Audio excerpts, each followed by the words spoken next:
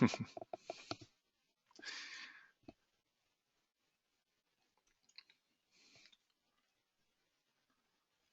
everyone. My name is Dave Lander, and this is the Week in Charts for Thursday, June 25th, 2015. What are we going to talk about? Well, I want to talk about trading psychology, and I'm not going to bore you guys who were just here before we hit record, but I've been doing a course on trading psychology. I've been working on it, and I thought it would be something quick and easy, and then it became more and more and more, and I think it's going to be, I hope to be my masterpiece when it comes to trading. So today I want to talk about one aspect of that. I want to talk about the lizard brain, and that's going to make a lot more sense in just 1 second. And the fact that we need to be process oriented because of the way the brain actually works. So I think without becoming a neuroscientist, which I'm not, even though I did sleep at a Holiday Inn Express last night, but without getting into that detail of things that I don't want to pretend I even understand, I sort of understand on the surface what happens, and I think that's all you have to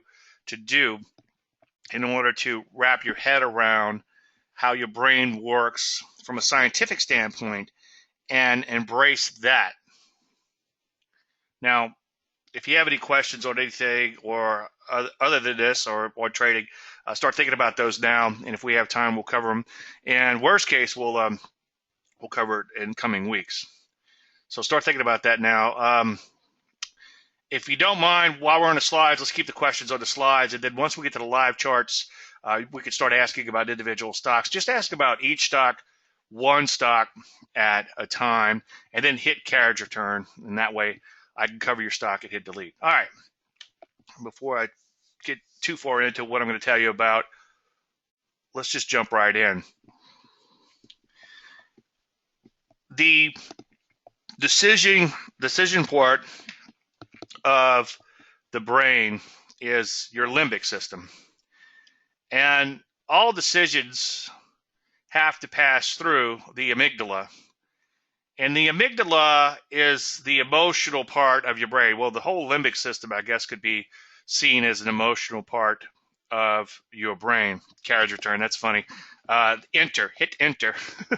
I'm such an old fart. Remember the old typewriters? You had a carriage return because it was the carriage that got returned. Hit enter. But the decision part of your brain is your limbic system, which is a very small part of your brain compared to the rest of your body. And the amygdala is the little emotional part here.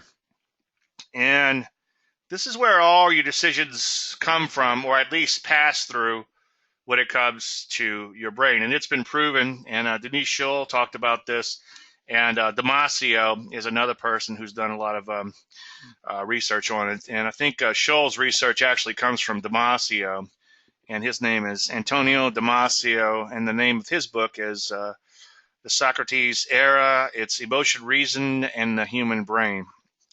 Anyway, and his research and some of the research mentioned by Schull suggests that if you were to have the unfortunate accident of having your brain damaged, or unfortunately if you had some sort of cancer or something that affected this part of your brain, it would be impossible to actually make decisions. So each decision has an emotional detachment, not detachment, I should say attachment to it, and it cannot be detached from one another. And the point I'm trying to illustrate with this is that this part of your brain, and it actually is two little almond-shaped parts of this limbic system, is very small relative to the rest of your brain. Now, again, I'm not a neurosurgeon, but from a little Googling, it appears that your entire left, cerebrum is your decision-making part of your brain, and then the other parts of your brain contribute to that too. So you've got this very little part of your brain that is making decisions for you, or at least making snap decisions, and this is your emotional part of your brain. Now, these snap decisions are very good in certain situations. So this is great for a flight or a fight type of situation, okay? Am I going to get eaten, or should I just run away, or I think I got this. You need that snap decision in a case like this. Now, I don't want to get too philosophical on you, but some of the research I've been doing is pointing out the fact that we haven't evolved that much in time. So 10,000 years, if that's the case, back where that flight or fight was incredibly important, we haven't evolved much during that time. And on the evolutionary scale, it takes a long, long, long time to evolve. And even in everyday life, there is some situations where you still need that snap decision, that snap emotional decision made by the amygdala. Okay. So it's really good back in caveman times. Okay. And then in current times, in trading at least, not so much.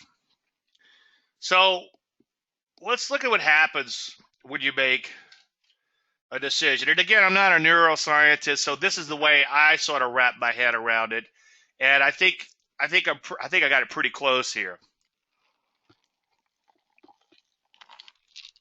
So you have this emotional part of your brain, and it's a little bitty part, okay? The amygdala. And you can make a really quick decision. So you have a decision to make, and you can make a decision just like this. Just go straight in, bam, emotional decision, and you're done. If you give yourself time, or I should say the more time that you give yourself, the more time that little emotional part of your brain is allowed to react with the majority of the rest of your brain. And you get a back and forth type of feedback type of mechanism. And then there's an emotion evolved from the perceived consequence. Now, by that I mean, as I said earlier, from Damasio and Scholl and research of others, if that emotional part of your brain is damaged, you cannot make a decision. Okay, you ask somebody, well, would you like to meet next week? If a physician asks the patient with that problem, okay, unfortunate problem, and says, would you like to meet next Tuesday or Wednesday?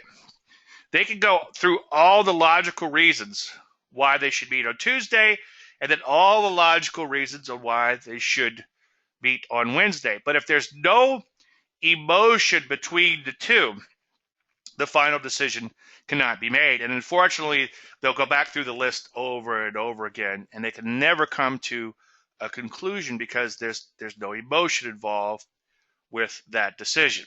One day doesn't have a consequence above the other. One day might have some conflicts, or you have something already planned, or something you want to do, or whatever, and it has to have some sort of consequence, some sort of emotional consequence, I should say, in order for you to make that decision.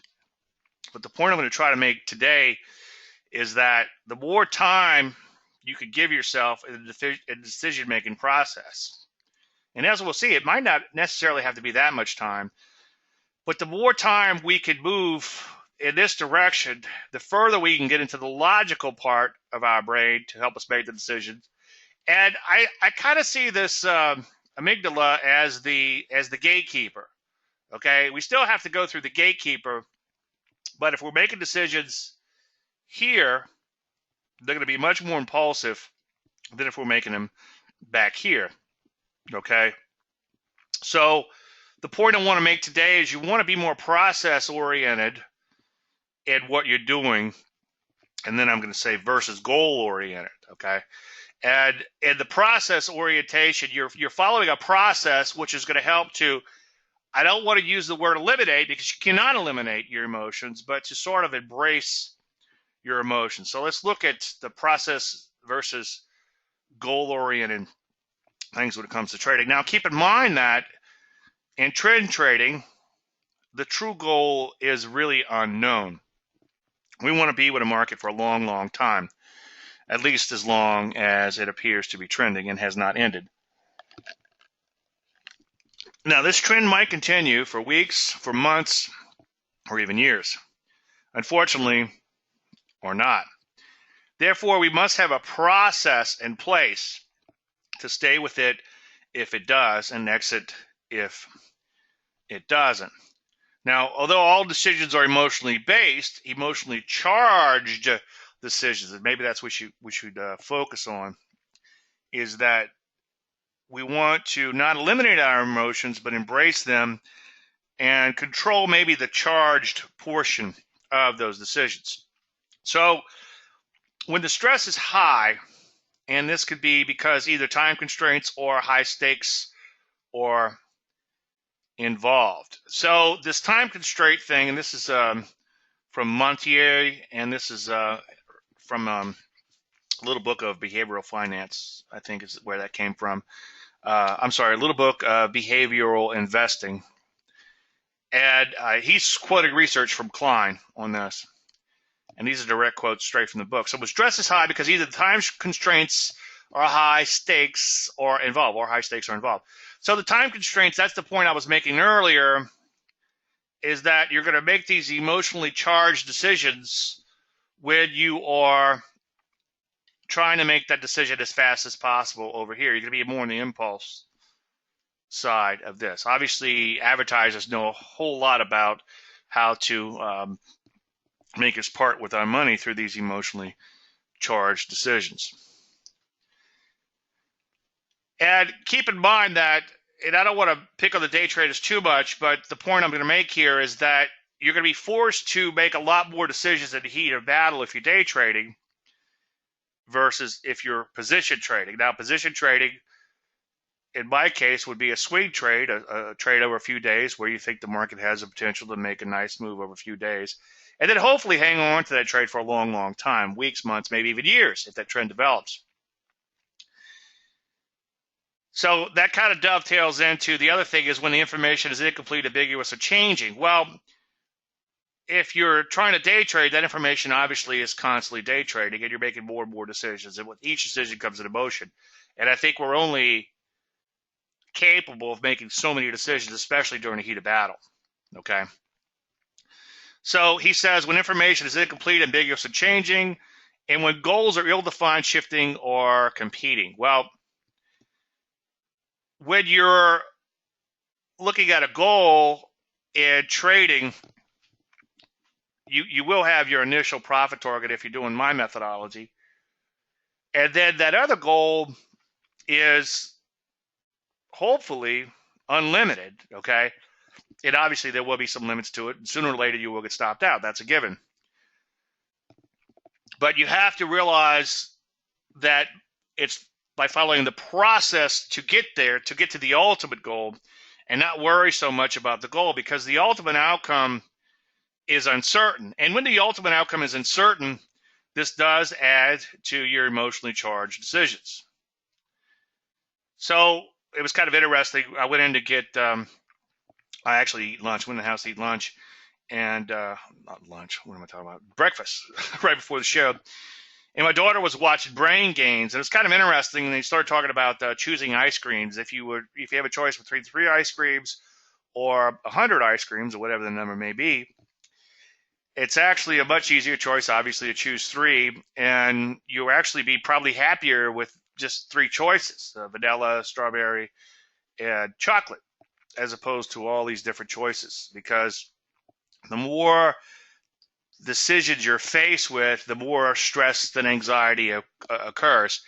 And I'm guessing his research is coming from, I just did a quick looked this up quickly. It looks on Amazon. There's a book called The Paradox of Choice. And I just took from the description, and I think it pretty much sums it up. Schwartz makes a counterintuitive case that eliminating choices can greatly reduce stress, anxiety, and the busyness of our lives. So if you're faced with less choices during the heat of battle, if you have everything planned out, if you're following the process, then things become a lot easier for you. The stress level goes down. You have to manage your stress. You have to manage the emotionally charged nature of everything, because we have to embrace our emotions, because we now know that little part of our brain that's controlling the emotions is also controlling our decision-making process. Now, we can do some things to make better decisions and to interject more logic into that equation. But the bottom line is we're going to have to embrace our emotions and do whatever it takes to lower that stress level and to do the right thing. And again, be process oriented, just follow the process. Now, I wasn't sure how to fit this in today's presentation due to the time constraints, putting everything together, but it's kind of interesting. Greg Morris, when he does some talks on training psychology, one of the things that comes up quite often is a pilot's checklist. Greg was a fighter pilot back in Vietnam, and he's also a Top Gun trainer, I think, too. And there's a lot of checklists that occur when you fly. And what's kind of interesting is, as Greg pointed out, everything on that checklist has actually happened. People have landed a plane without putting the landing gear down. So it's kind of like, don't do that. Well, it has to become part of the plan, part of the process to stop that from being done. But I'll figure out a way to incorporate that in. I just want to throw that in as part of the thing. Now, my whole deal is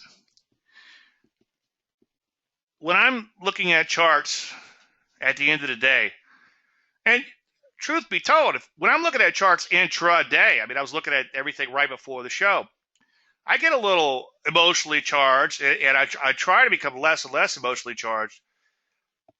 But the more I look at it, the more I focus on it, the more stressed out I become. And I know that by looking at it, it's not going to change the outcome. I have no control over the outcome.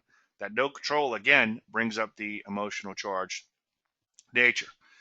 But at the end of the day, 3 o'clock Central Time, 4 o'clock Eastern, I get that big cup of coffee, and I start looking at my charts, and it's fascinating for me. I'm not emotional when I'm looking at those charts. The market is not open. Things aren't moving around. I can see what happened, and I can plan accordingly. As I've said 1,000 times before, I look at my quote screen. It's fully red or mostly red. I'm mostly long.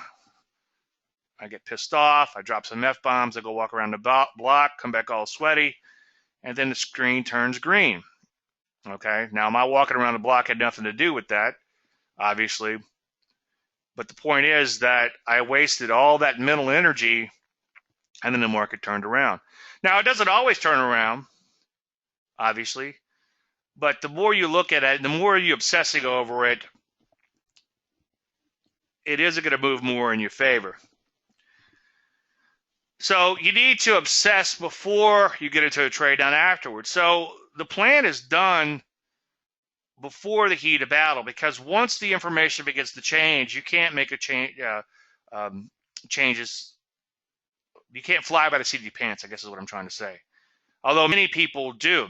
And I think that keeps you from, I don't want to digress too far, but I think that keeps you from claiming responsibility for your actions. If you don't have a stop in place ahead of time, then you could let that market go as far against you. It could just keep going against you forever.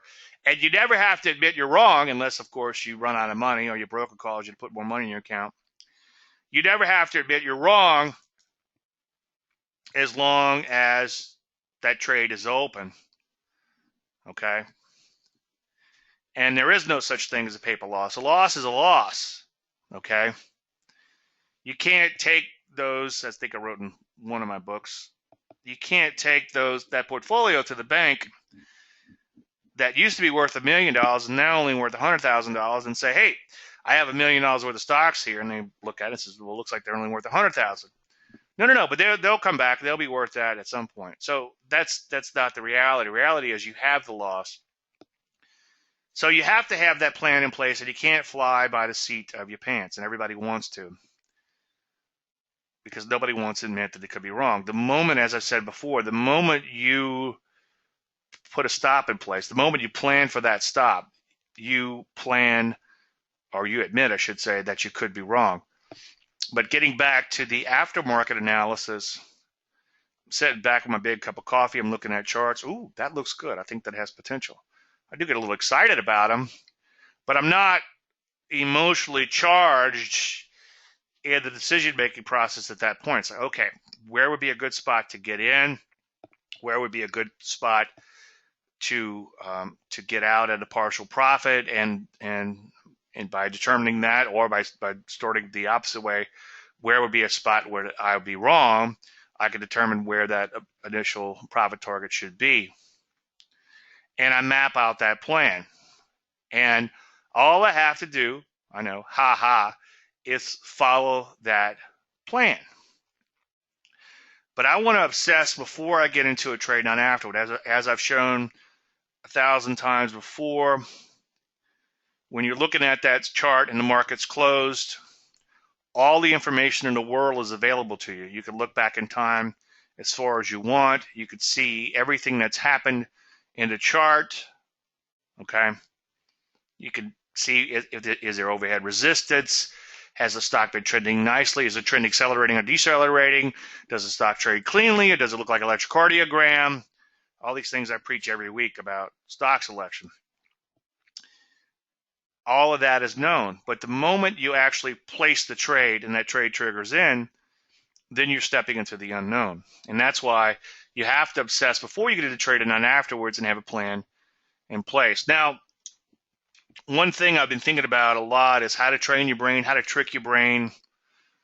Okay. And without being a neuroscientist, just understanding how that amygdala, that limbic system, as part of the limbic system, works in relation to the rest of your brain, which is the logical makeup of the rest of your brain, can help you in your decision-making process. Now, one way you could reduce your emotionally charged decisions is by reducing your size.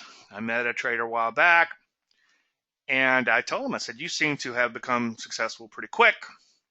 And he goes, well, Dave, I'm risking like $25 a trade. Now, I'm not sure what type of trading he was doing that would allow such small sizes, but that's how he did it. He was risking so little on each trade that it didn't really matter to him. It was barely, a lunch money, type of trade. So if you are having emotional problems, then you need to reduce your share size down. Now, let's back this up just a little bit. And this is a whole nother topic we could spend a lot of time on.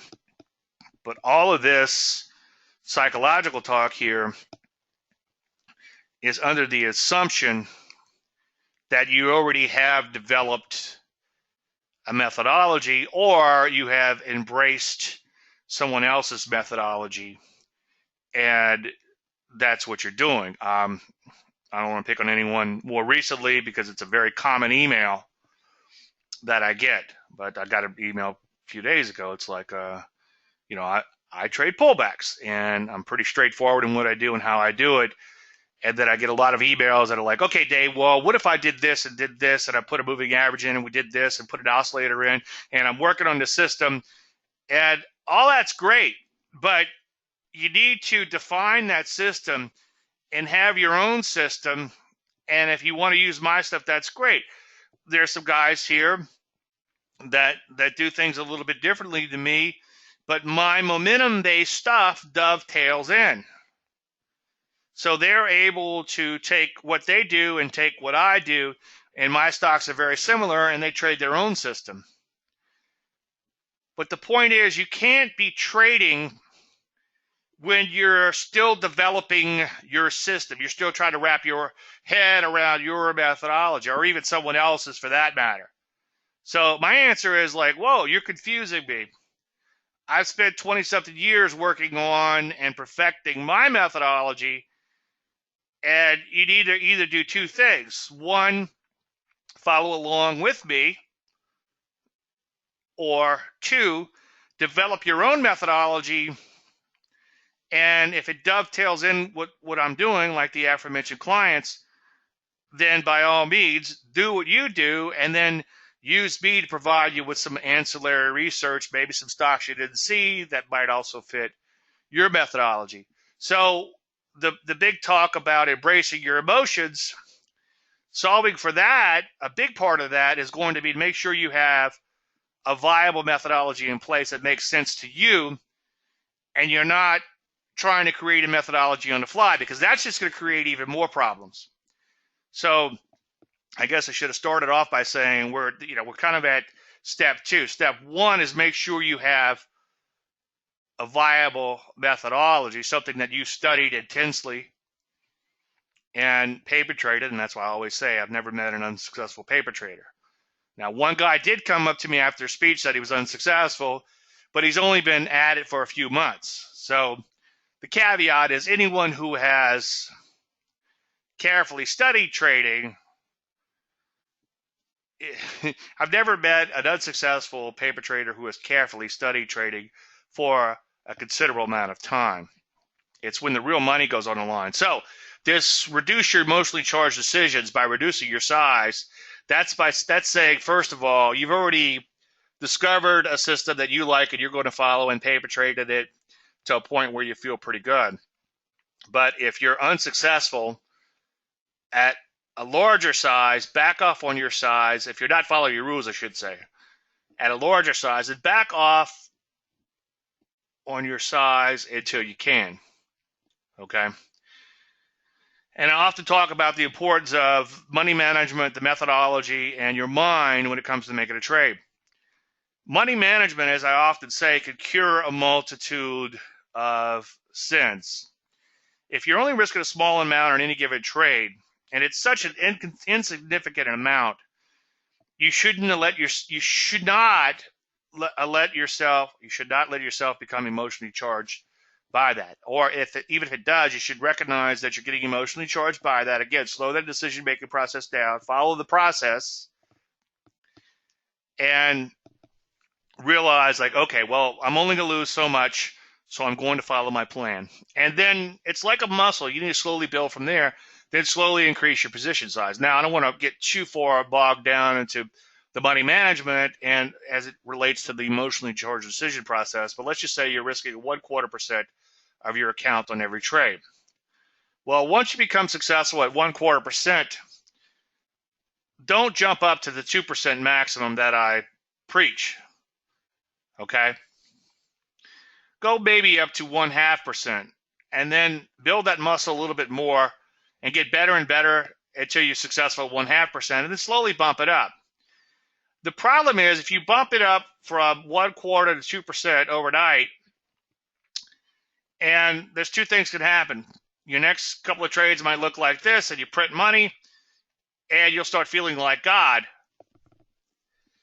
Or the next couple of trades may look like this, 2 or 3 trades, whatever, and now you're losing 2%, 2%, 2%. So now you're losing a lot more money. You're losing 4 times the amount of money you would have before.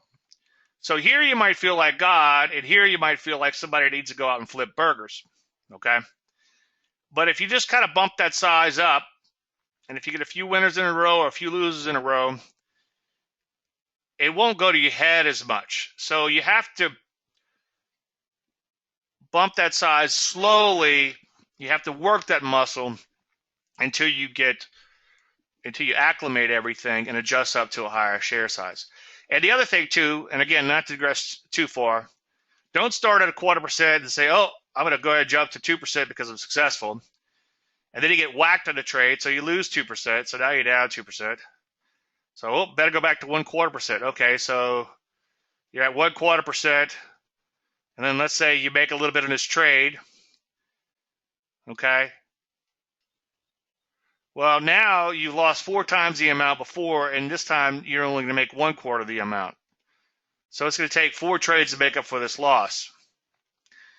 So you start winning. Oh, look, I'm winning again. So, say you make 1 or 2 trades, you're winning. Well, let me jump back to 2%, and then you lose. Okay, now you got to make like 6 or 7%, 6 or 7 times in a row at a 1/4%. So the point is you have to be consistent, whether it's a 1/4% or 2%. If you can trade at 2% and you're successful and you can avoid making these emotionally charged decisions, then stay at 2%. If not, reduce it down to a size where you're comfortable. Stay at that size until you become comfortable and successful, and then bump it up. Now, I think slowing down the brain is a very important thing for us to do. Obviously, if you're getting attacked, if a bear is coming after you, you don't want to sit around and contemplate your navel. You want to let that limbic system, that little part of your brain, kick in and get out of there, or figure out a way to figure out what you're going to do quickly, flight or fight. But if you do ask yourself at every decision when it comes to trading, well, what's the plan, Stan? So I get emails all the time. What should I do with this stock? It's probably the most common email I get. Well, what was the plan? In the service all the time, like going into a stock, I lay out everything that needs to be done.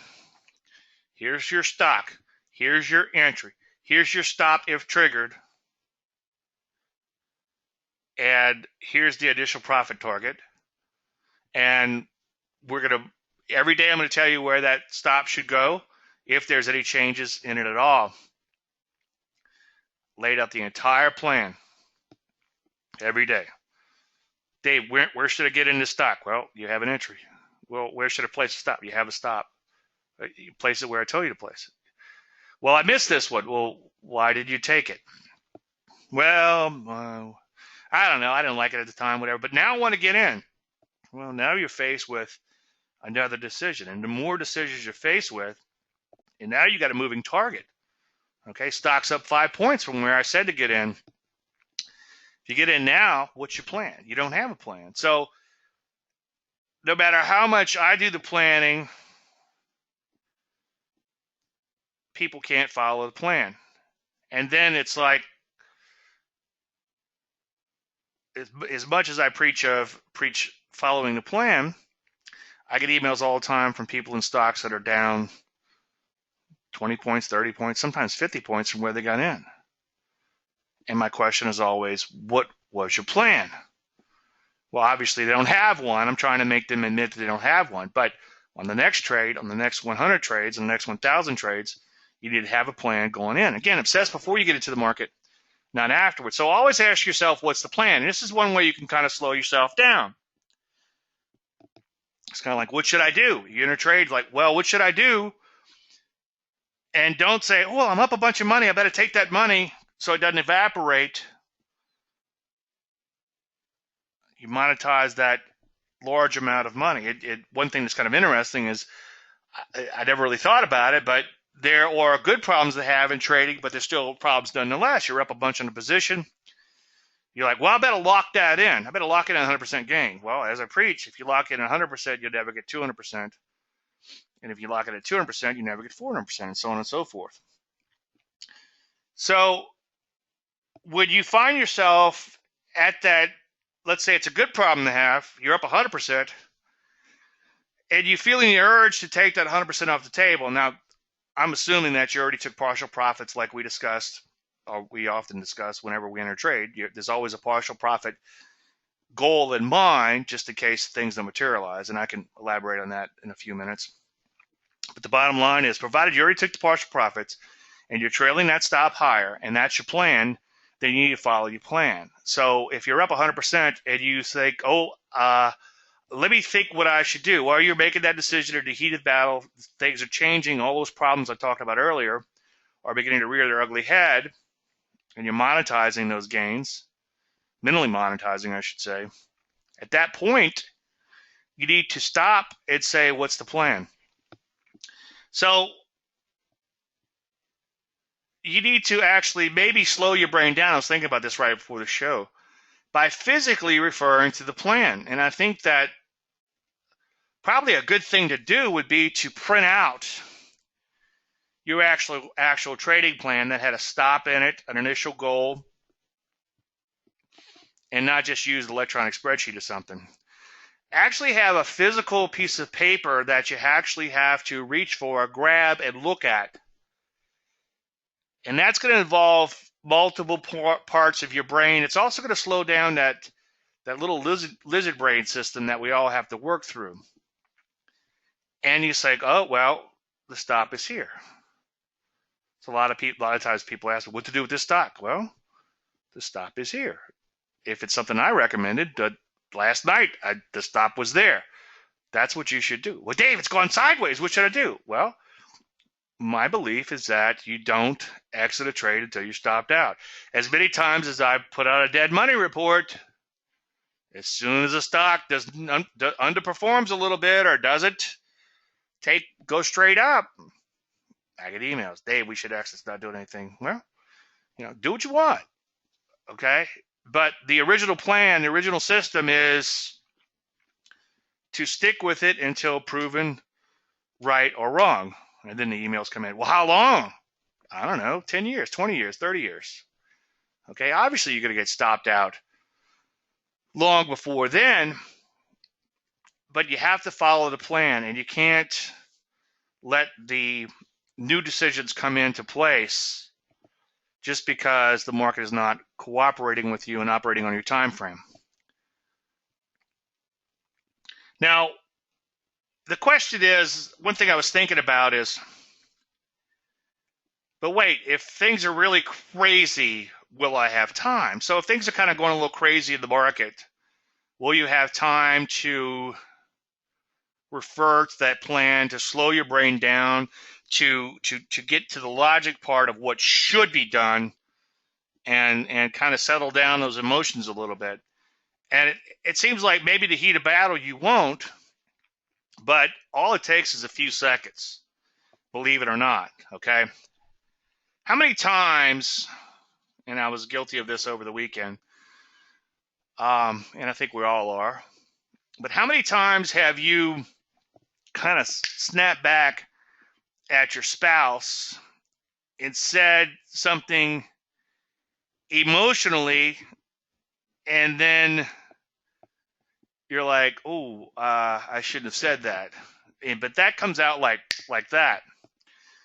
Well, it's been proven that if you could just slow your brain down 2 or 3 seconds, if you could just say, count to 3 maybe on every decision, and I know it's not easy, okay? But it's like you have this they push a little button, and that little trigger immediately evokes this emotional response. But if you could slow your brain down just a little bit, you only need a few seconds. Google, I read about this a while back, or Gmail, which I think Google owns. Google owns Gmail. I don't know if the feature's back in or not. Maybe somebody, I have Gmail, but I don't use it that much. I just use it to collect stuff from forums and all, which I eventually get around to reading, or I claim that I'll read someday. So I don't know. So if somebody has Gmail, let me know if they have this feature back in place. They tested it a few years back, and I don't remember where I read this, but the feature gave you like 30 seconds after you hit send on an email to change your mind.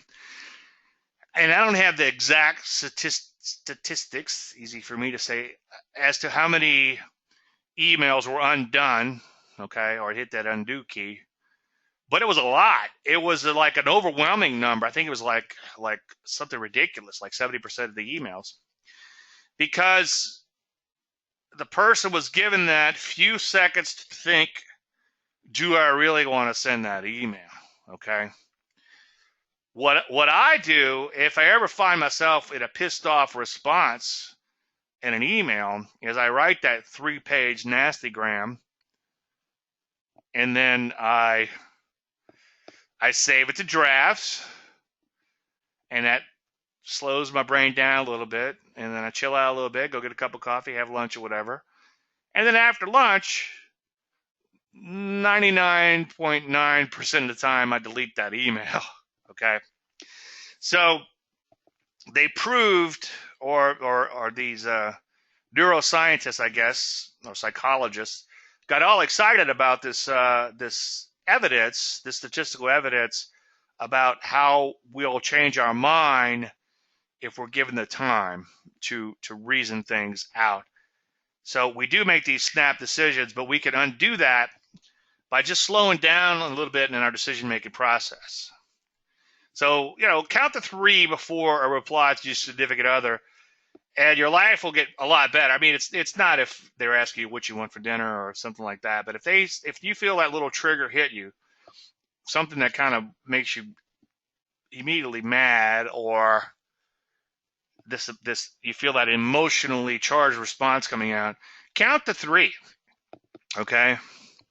And that's going to slow your brain down enough to get into that logic part of the brain, and the logic part of the brain is to tell that little amygdala to, hey, chill out here, because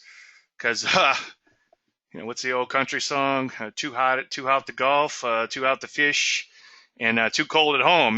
So that quick little snapback could cost you a few days. And it kind of always reminds me of the Terminator thing. And I scraped this off of YouTube, so I don't know how to give proper credit, but this was from the first Terminator. And the guy says, "Hey, buddy, you got a dead cat in there or what?" And the Terminator's in the room. And the Terminator, for those of you who don't know, is a robot inside of Arnold Schwarzenegger's body, who comes back from the future to kill someone who was going to, I don't know, do something in the past, or however it goes. It gets mixed up pretty quick. But his human body was rotting away with the robot underneath, and so he's in someone's apartment going through her diary to find out where she is, or her phone book or whatever. And the landlord knocks on the door, is like, "Hey, buddy, you got a dead cat in there or what?" And then the little computer noise comes up. And by the way, I've never had a computer that actually made that computer noise. Has anybody ever have a computer that makes that noise when they process? But every time, like on all these crime shows on TV, whenever they pull up the computer, it's always making this little noise, which I always found kind of interesting. But anyway, this is what's going on inside his head, and he has the possible responses. So this is a little trick I play, and sometimes it's kind of fun. And like my wife and I are telling stories, like something happens, and you can almost see this little computer screen come up in your head, just like the Terminator. So his answers were yes, no, or what, go away, please come back later, and then obviously these two down here. And I remember the whole theater erupted in laughter when he chose this one here. Now that might be the appropriate response, okay? And it might be worth it. I don't know. Given the situation, sometimes that's the appropriate response.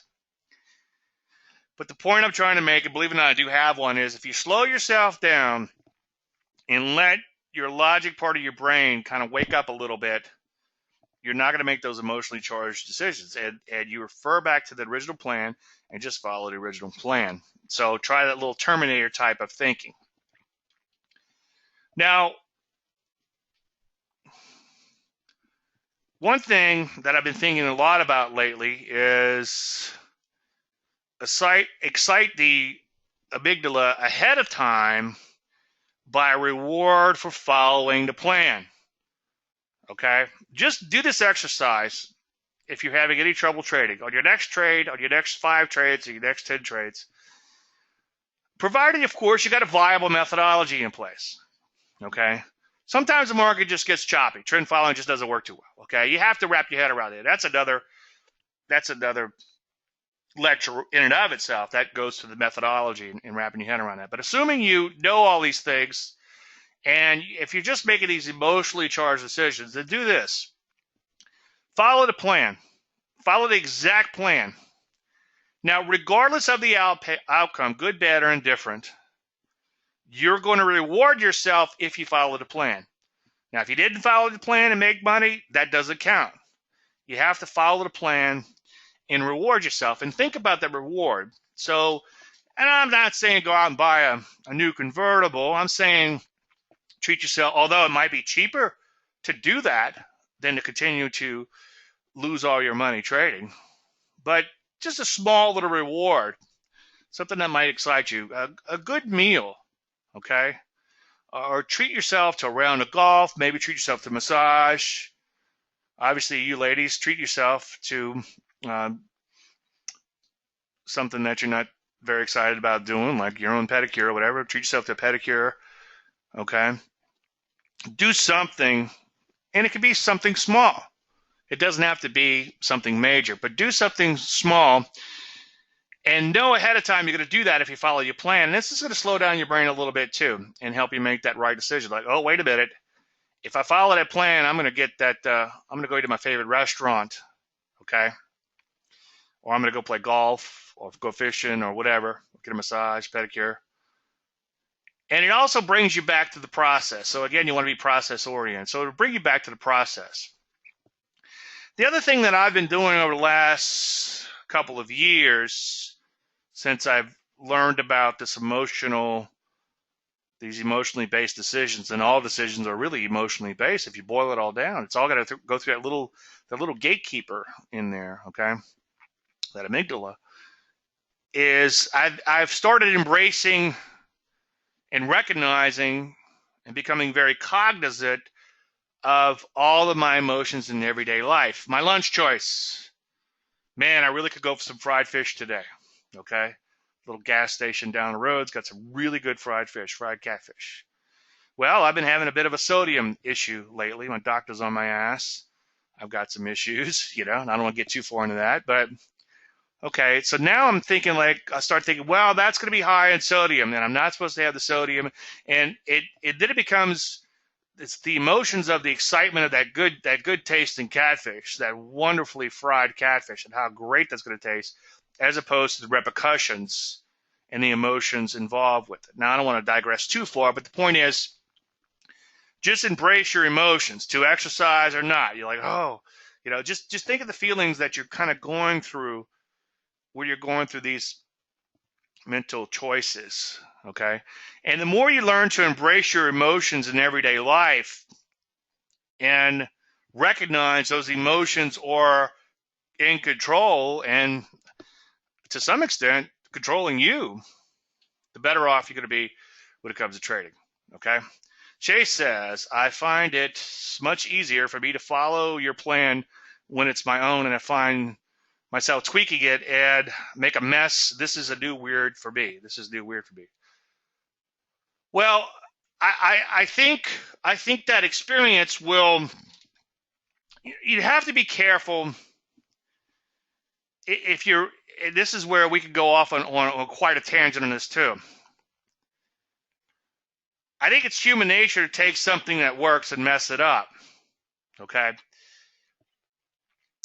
but what you have to do is make sure you have something that you think that works as good or better that dovetails in with my stuff, okay? Make sure that my stuff could help your stuff, provided you already are successful with it, okay? So you don't want to come in and try to tweak things too much. Now, on the other side of the coin, where I'm going with this is, you also don't want to play the blame game. Years ago, I was going through a period of time where I was struggling quite a bit. And I said, well, I'm just going to follow this one person's system. And if I lose money, I'm going to blame them. It's like, no. I realized what I was doing there. I was trying to put the blame on somebody else, but the ultimate blame goes on you, whether you're following someone's system or not. So it's okay I don't want to stifle anyone's research, but you can't take research and trade it on the fly. I got a call from someone a while back, a friend of mine who I met in the industry many years ago. And this was probably 20 years ago, and it's like, hey, Dave, I'm long, and I forget what it was. It might have been way back in the commodity trading days, but he was long something. I can't remember what. I'm like, oh, okay, well, why are you long that? Well, I'm trading this number counting system. It's literally a number counting system, and I don't want to go there because I think it's total BS, but I would digress if I went much further. Anyway, I'm like, well, that's kind of interesting because I thought it was kind of a strange, kind of difficult thing to wrap your head around, and I didn't get it, okay?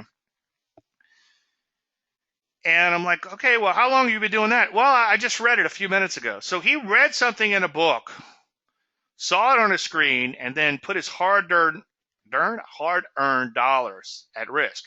Now, this system may work. I don't know. But to me, it looks so complex. And it seemed like there was always an excuse. It seemed like if you had a signal and it didn't work, well, it was really, count was wrong. You got to start your count over, and you got to go back to 1, and then it's a new count because of this. But if the signal worked, yeah, oh, that was a legitimate count. Yeah, it worked. It kind of seemed like one of those things where if it worked, you look like a genius, and if it didn't work, you could blame it on the fact that the count was wrong, which is great for selling a system because your end user never would get it. I was helping somebody once, and they were publishing something. I probably shouldn't say this, but I said, you're being a little ambiguous. And he's like, I don't care. So that tells me that person, it wants to be aloof out there. And it seems like if you look at some of these people who sell these systems that are kind of impossible to ever follow, it's like they sell them for a lot of money and they keep it kind of ambiguous, as opposed to Big Dave out there drawing a big arrow on the screen and saying, do this and do that. But the point is, you don't want to create something on the fly. You want to make sure you've got a couple hundred or even 1,000 paper trades under your belt, and then maybe a few hundred real trades under your belt over a variety of conditions. You got to be very careful when you're system developing that you're not creating an aberration. That's my big problem with mechanical systems, because I've been there and done that, okay? But if you get a system that prints money on a mechanical basis and you go try to use it in real markets, you're in for a rude awakening because you have identified an aberration. I do this weekly host for timing research and have been doing it for about 6 months or so, maybe a little longer, where we have an expert panel and we talk about the market and what's going on and what things we think are going to influence the market this week. And it was kind of interesting. I think it was last week's or on Monday, somebody had written how much money they're making selling calls or selling options, okay? Well, that's great because the market has been stuck in a sideways range. And if you're selling options, okay, and as long as the market stays in a range, the options you're selling are going to expire worthless and you're going to make money. So as long as this happens, you're going to make money. But if the market takes off and does that, not only are you going to lose money, you're going to lose probably all you just made. Okay, to each his own. Okay, I don't want to beat up you guys who sell options. If that's what you do, then that's what you do. As long as you got your head wrapped around it, and you can stand the emotional. Your brain says, I need that constant reward, and occasionally I'm going to get whacked and be really depressed for 2 days, and provided my account isn't completely wiped out, I know I can go back to the markets and do it again. If that's how you're made, if that's how you're wired, then God bless you, okay? But just make sure what you've observed is not an aberration, and make sure it works in all markets. And you hate to be, I was going to be a pessimist, but I figured it wouldn't work out.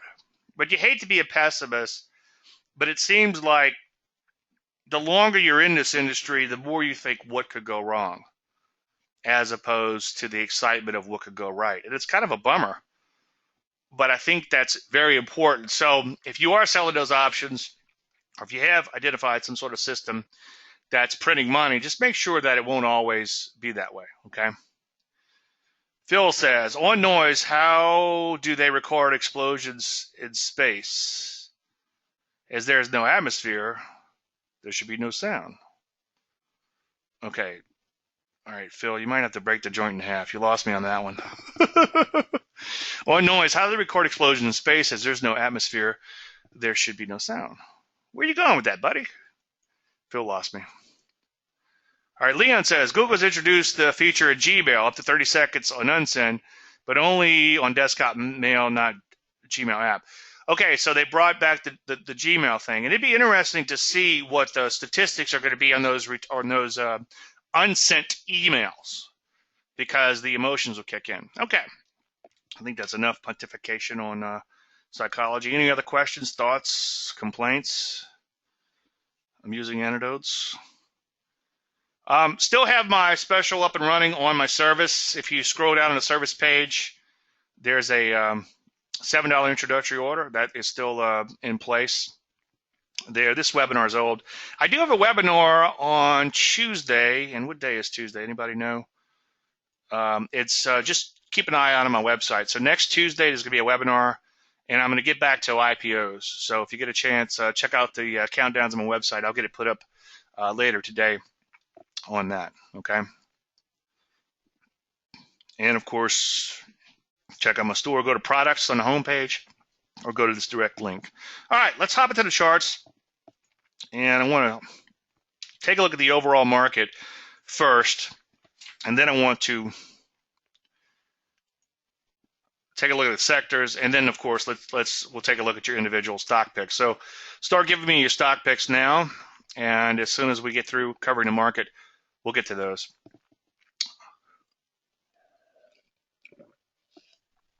One thing I've observed with this market is every time it goes down, it comes right back. Unfortunately, every time it comes right back, it goes down. So in other words, it's been pretty choppy in here. One of the most important things you could do, and again, maybe slow yourself down and physically run this little program in here, or physically draw a trend line. I know I could just hit my little C key and drag the cursor forward. This gives me a custom date sort. This is a relative strength sort, which is kind of useful if you want to mess around with sectors and all. Okay. But 90% of the time, I just use it to see where the market was and where the market is on a net basis. So we're down a smidge since February. Okay. And you can back the chart even further out and just kind of draw you a line in here. Make that line about where the closing price is or the current price is, and then go back in time. So it's safe to say since last year, late last year, we really haven't made a whole lot of forward progress. So the market's going sideways. So this is not good for a trend follower. Luckily, and I hate to use the word luck, but luckily we've been finding some opportunities since last fall. Okay, knock on wood. But as a general statement, market's going sideways. So at the least, you want to be super duper selective while the market is going sideways. Now, here's a good thing. If you take a look at the 200-day moving average, if you go back a couple of columns, I talked about daylight. I also did an article for Proactive Investor, Proactive Advisor, where I talked about daylight. And daylight goes all the way back to the mid-90s, where I did an article for Stocks and Commodities. It was the first article I think I've written for a major magazine, where I talked about the concept of daylight in the terms of a system, the 220 EMA breakout system. And then after that system was published, somebody coined the phrase daylight. And daylight is the lows are greater than the moving average. You can go back a couple of years in this market, basis the P's. You can see that the daylight's been above that 200-day moving average. Now, you don't want to rush out and trade this system, as I preach quite often. But two takeaways. One is everything works better with trend. So if a market's trending, a very simple trend following system, maybe the simplest of all, is your best bet. Okay. And as I said in a column, 2 or 3 columns back, or maybe even last week or few weeks ago, I've been in lectures where people will have like 100, maybe even 1,000 buy and sell signals in this whole trend like this. It's like, well, if you'd have just bought when you had a little daylight, okay, and exited when you didn't, you would have caught the majority of that trend, and you wouldn't have 100 or 200 or 1,000 buy and sell signals where net you probably lost money by the time you figured out frictional costs such as skiddage and commissions. So the point is everything works better with trend, and if you're trying to outsmart the market and figure out if it's a third of a fifth or a fifth of a third, or if the count's on 12 or 13 or 15, or is it reset count, just stop, relax, okay? And ask yourself, is there daylight above the 200-day moving average, okay? Now, eventually, this moving average, if the market continues to chop sideways, will catch up, and yes, it could just be a choppy sideways market, which it has been intermediate term, but longer term, you want to err on the side of the trend. Notice the NASDAQ, nice daylight above the 50-day moving average. 200-day moving average. Probably the 50 too. Let's put the 50 in for S&Gs. Just kind of doing this on the fly. Yeah, it's starting to break away from that 50-day moving average. Nice little daylight in here. So far, so good. The bottom line with the NASDAQ is that it did break out. And so far, it's just pulled back a little bit. Now, there's probably going to be fits and starts with the market. The market isn't going to go in a straight line. And as I often preach, the market's going to do what it has to do to frustrate the most. A couple of Wall Street adages in here. I've got these from Linda Rasky, just full disclosure. And it's also going to do the obvious in the most unobvious manner. So if it's going up, it's going to have some pretty bad shakeouts to the downside along the way, and vice versa on the downside too. So this market is obviously breaking out, but of course it's going to come right back in, and maybe then it'll break out. Okay, let's take a look at the Rusty. The Rusty, as you know, recently broke out, sold off hard yesterday, and today it's up a smidgen here. But so far, it's just kind of pulling back after breaking out. So far, so good there. And Rusty's just been abysmal as far as the sideways movement, but at least it's breaking out in here. Selected areas have been doing pretty good. The banks, especially regional banks, are up here at new highs, so that's kind of interesting. The energies are kind of selling off in here, and it sure looks like they want to go back and revisit their old lows. We got a nice pop in an energy or two on this last little run in here. But now's the time to step aside. I'm getting a few questions on energies. Hey, Dave, what do you think about this one or that one?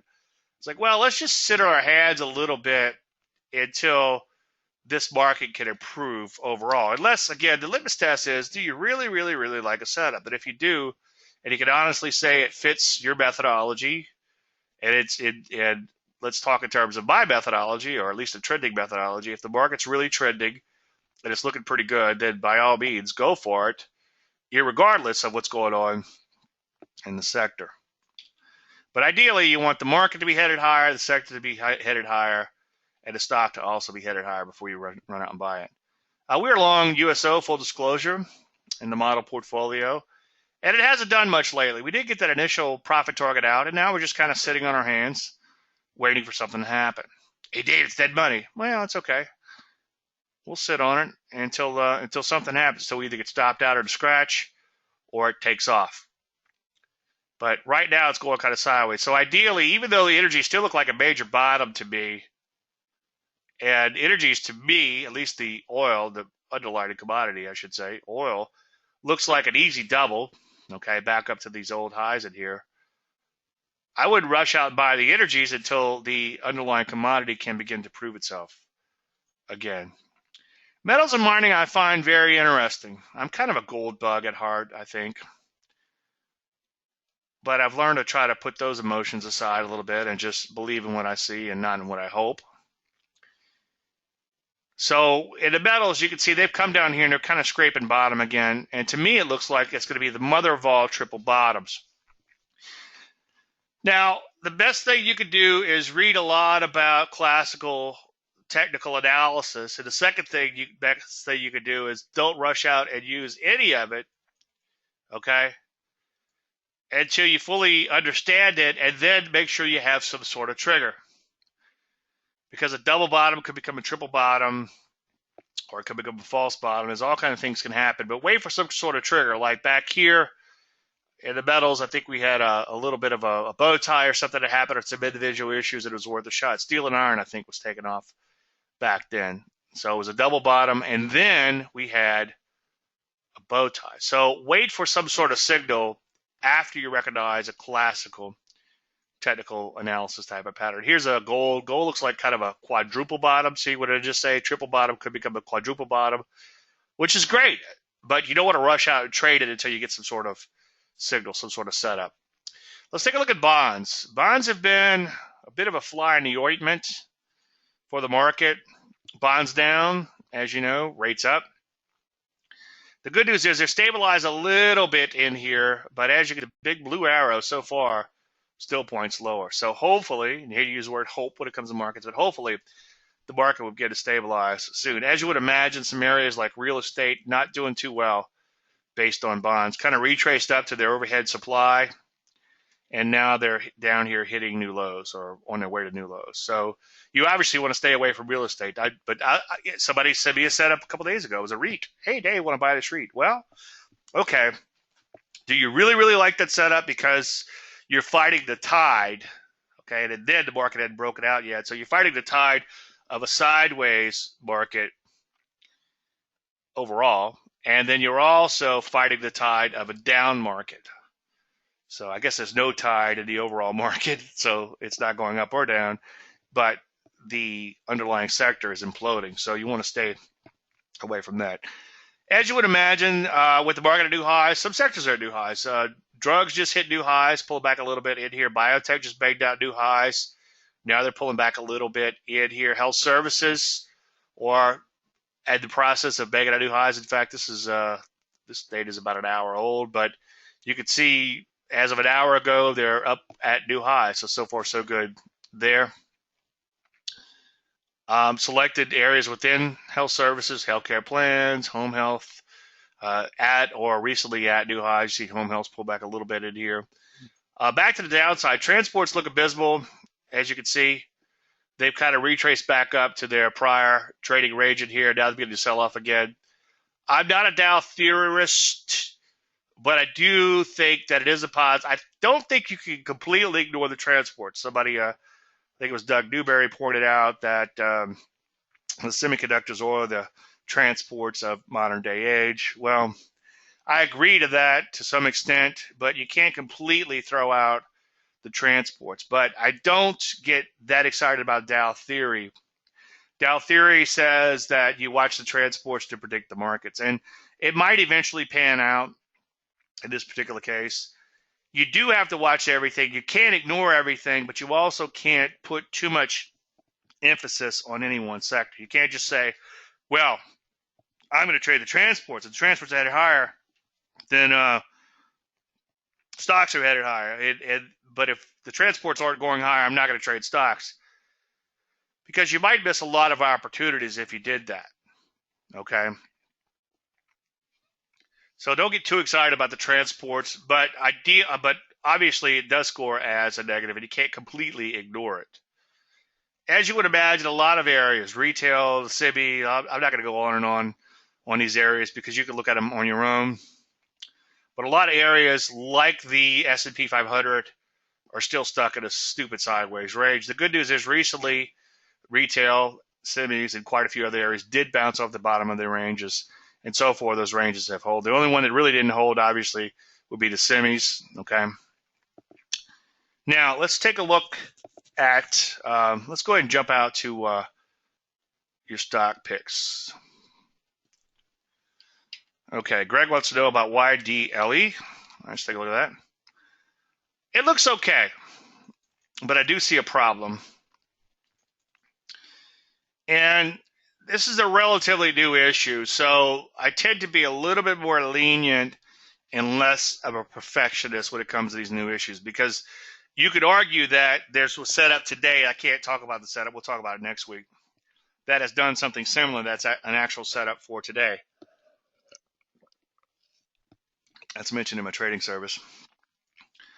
But what kind of jumps out at me is the fact that it broke out and came right back in. Now, the one I'm talking about kind of did this. And then it kind of pulled back to its prior breakout, which if you took the stock selection course, you'll know I'm not a big fan of that. But in this particular case, in this IPO, the reason I still have it as a possible setup is because we got in here, we got partial profits here, we got stopped out. But it still looks like it has potential longer term because of the strong up thrust. But if you look at this one, okay, it had this little pullback here, and now it's pulled back to the pullback. But if you go back in time a little bit further, you'll also see that on a net basis, it hasn't made a whole lot of progress, at least relative to the volatility of the stock. It's up 10%, but that's really not that big of a deal, especially in something like an IPO. And it's got an HV of about 30, so that's really not that big of a move.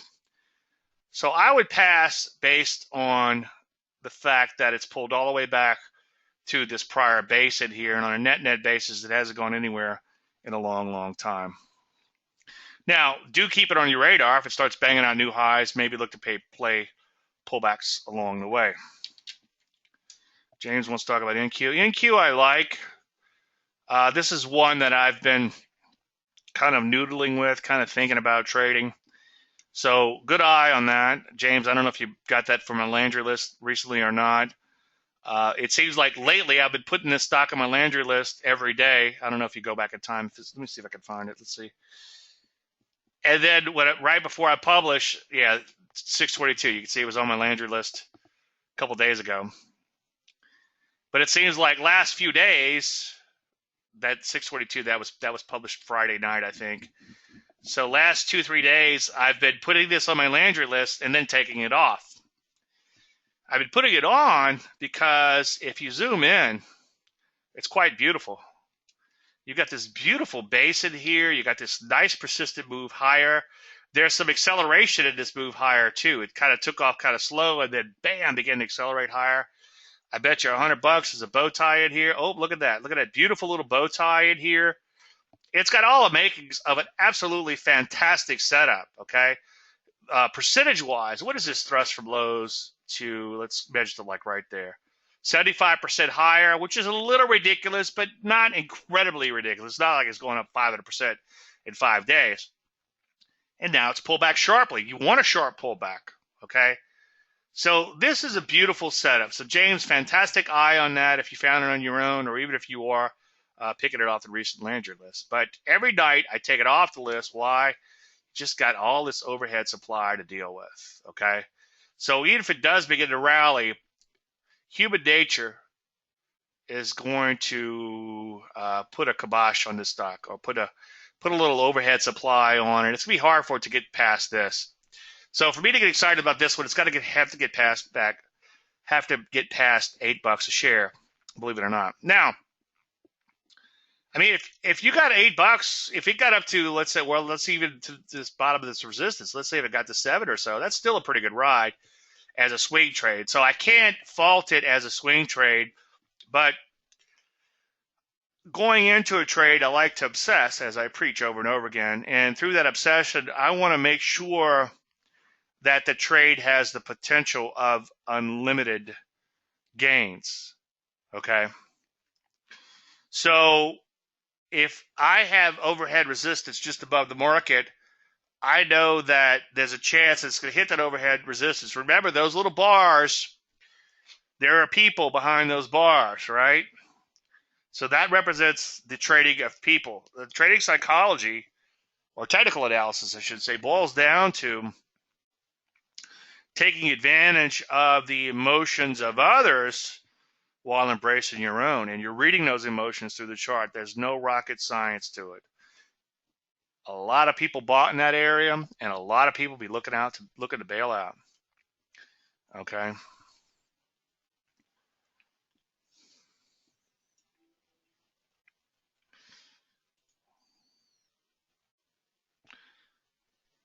Okay, HOLX for art. Okay. This one obviously is in a pretty serious trend. You certainly want to have this on your momentum list, okay? But you need to wait for a pullback before you look to trade that. Just give me 1 second to do a little housekeeping here real quick.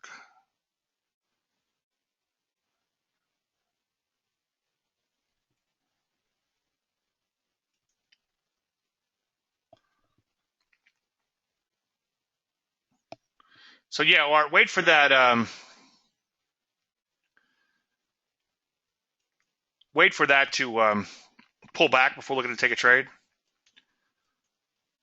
BCRX.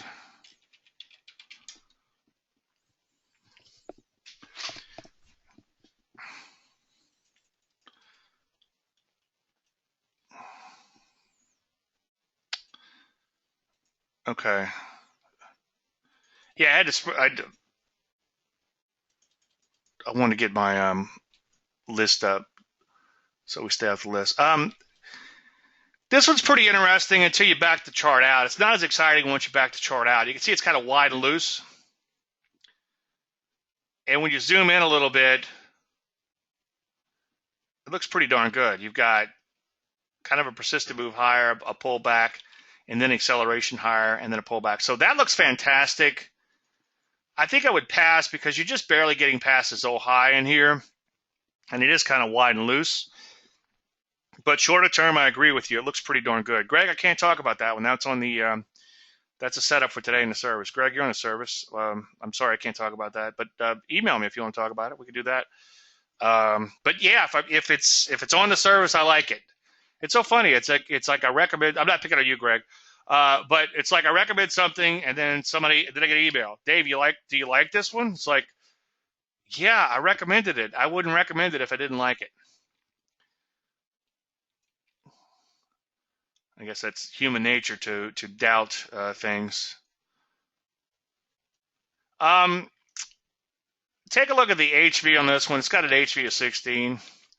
I know the HV in the market's a little low now, but even though it's more than the market, it's still not enough to get too excited. HV of the market is 10. That's what I thought it was. It's amazing because we've gone sideways for so long. So HV is measuring the closes, the changes in the closes, which really aren't that much, and kind of all washes out. So HV is only 10. And I think that's what, a 1 standard deviation chance that the market will be 10% higher or 10% lower a year from now, all things constant.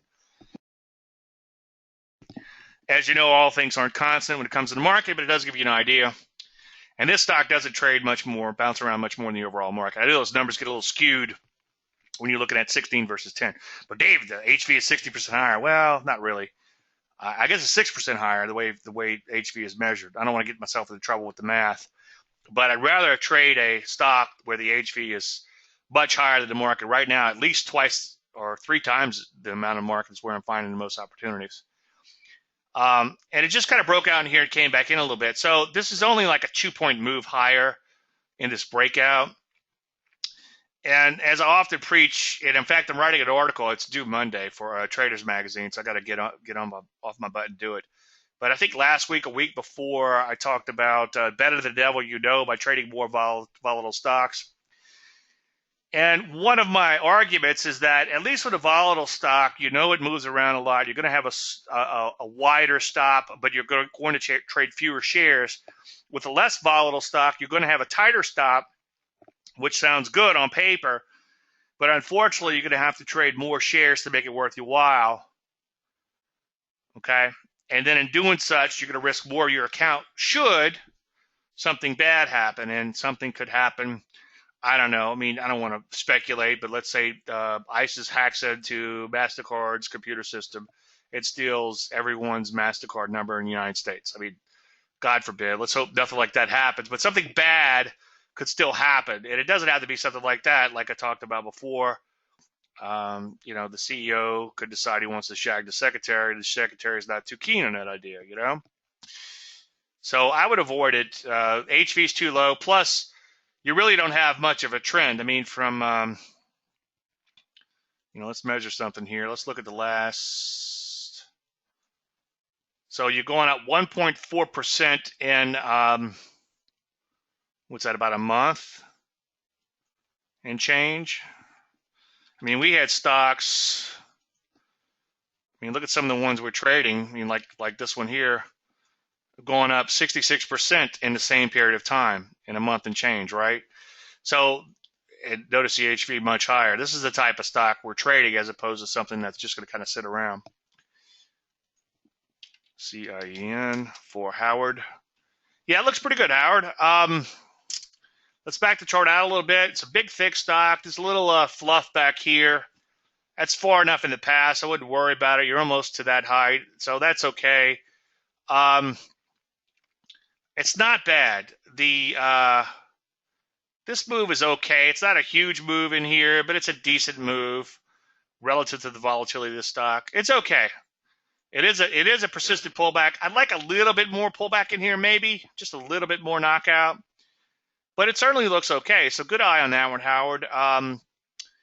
If you were having difficulty trading and you could only trade persistent pullbacks and you said, I traded this stock, good, bad, or indifferent, the outcome, depending on the outcome, was good, bad, or indifferent, I would say, well, in perfect hindsight, it was an okay trade to take and focusing on the process versus the outcome. That's okay. but maybe a little bit more pullback in this particular case, but it's certainly not bad. I guess the point is I can't beat you up too much. It's not jumping out at me as the greatest setup in setup town, but it's certainly not a bad looking stock. Ideally, I like to see maybe a little bit more acceleration in it, but it certainly looks pretty good. Speaking of acceleration, this looks pretty good. Oops, but TC blew up. Talk amongst yourselves.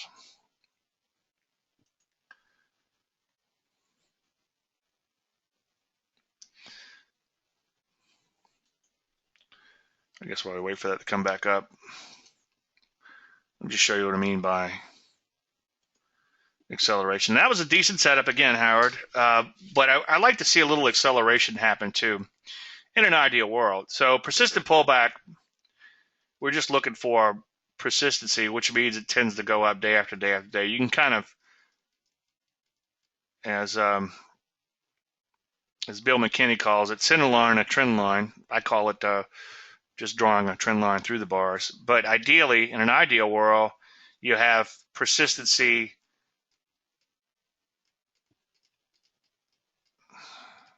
I can't spell today, persistency plus acceleration. Okay, now let's see if that filibustering got the charts back up. All right, so let's take a look at that. ANTH for Greg. Greg usually has a pretty good eye.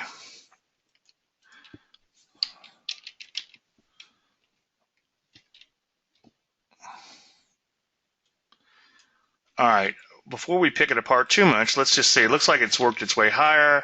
It's accelerated higher. It's a persistent trend. It's a knockout move. Yeah, that looks pretty good. Let me see something in here.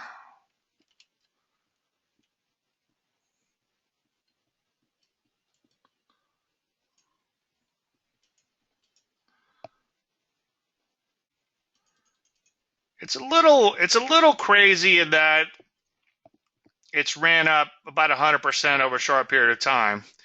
And the volatility is a little high, but the structure is there. Ideally, I'd like to see a little bit more knockout in this knockout move, but it's certainly a viable and okay setup. I can't really argue with it too much. Okay, any more?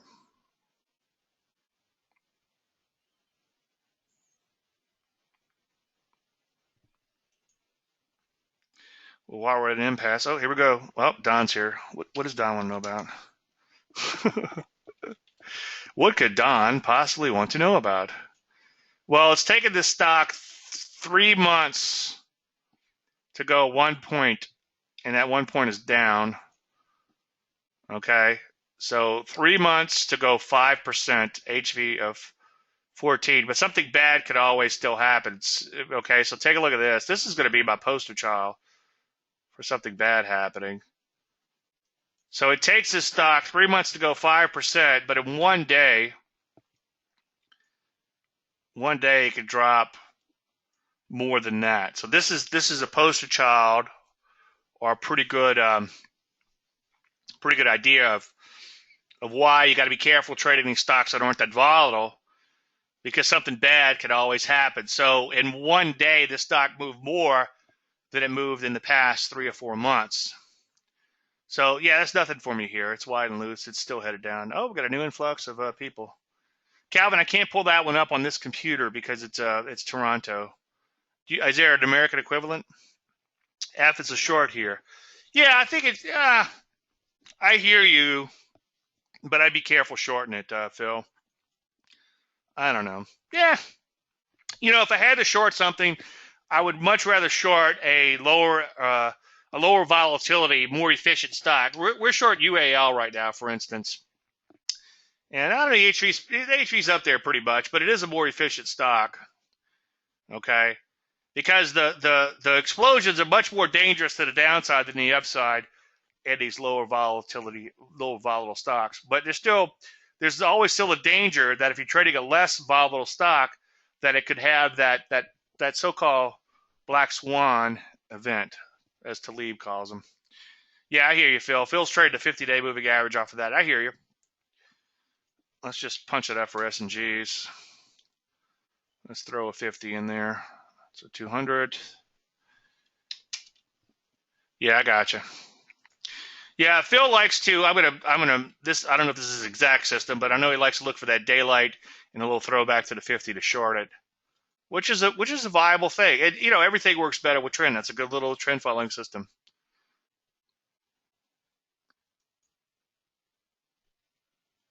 Let's see something here. Greg, I think you're on the list again, buddy. You got to stay off the list. Yeah, you're on the list. You can't work off the list. What I'm saying is you can't. I have a list that I put out for my people, and I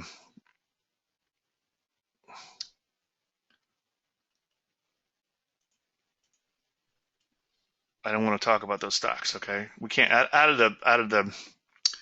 Oh, you're not on the service anymore. Well, good eye then, Greg. Okay, Greg used to be on the service. Okay, I'm sorry, Greg. I didn't mean to beat you up. Greg used to be on the service, and I guess I taught him well because he's picking the exact stocks that we're looking at today. So good job on that, Greg. All right, I thought you were like looking at the. I thought it was one of those cases where this human brain thing's coming in, where this human action reaction, where hey, I like this stock. Hey, Dave, what do you think about that stock? I told you I liked it. You want me to scream it at you? Okay, so sorry to pick on you, Greg. Yeah, all right. Yeah, that's good then. You're on the list, so congratulations. Okay, I think that's it for today. Any questions, the team, daviddavelandry.com. I have a blast doing these shows. I appreciate everybody showing up, all you guys and girls. Anything unanswered, just shoot me an email, and then I guess I'll see you guys next week. Frank, we just covered that one a few minutes ago. I'll see you guys next week. Thank you so much. Everybody have a fantastic weekend, and I'll see you next week. Thank you so much.